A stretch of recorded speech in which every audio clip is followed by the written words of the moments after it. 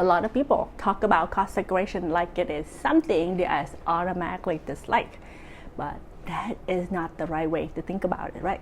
The IRS does not hate cost segregation. The IRS understands cost segregation. They have guidance for reviewing cost segregation, right? The issue is not whether cost segregation exists. The issue is whether your study is reasonable and supported. That is a big difference. Cost segregation is based on a simple idea, right? A real estate purchase is not always one single asset. A building may include many different components, right? Some components are part of the building structure. Some may be land improvements. Some may be personal property. And those categories can have different depreciation lives, right? For example, the building itself may be 27.5 years for residential rental property or 39 years for commercial property. But certain items may be shorter life property. That could include certain equipment, furnishing, fixture, dedicated wiring, certain flooring, signage, or site improvement, depending on the facts. So cost segregation is not making up deductions. It is identifying the proper recovery period for different parts of the property. But here's where people get into trouble, right?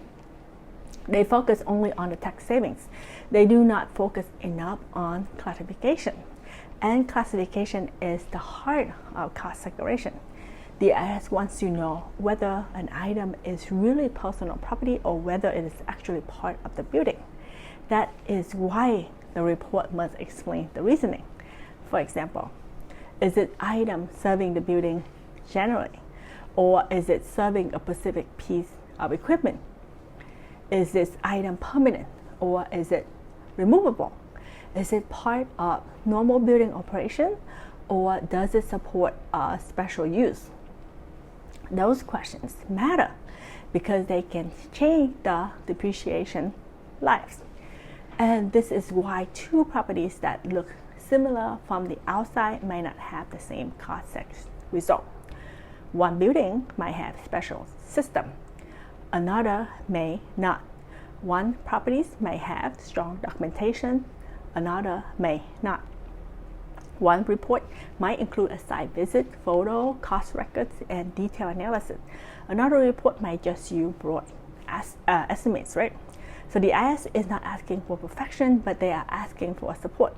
So when someone says the IRS allow cost segregation, it's only half the sentence. The fuller statement is the IRS recognizes cost segregation when the classification is reasonable and the method is explained and the records support the numbers. That is what investor and tax pros need to understand. A good cost seg strategy is not just about getting the biggest possible deduction. It's about getting the correct deduction that you can defend, right? And that is a much smarter way to use this tool. If you want to understand how to use cost segregation in a more audit-ready way, check out our channel to learn more.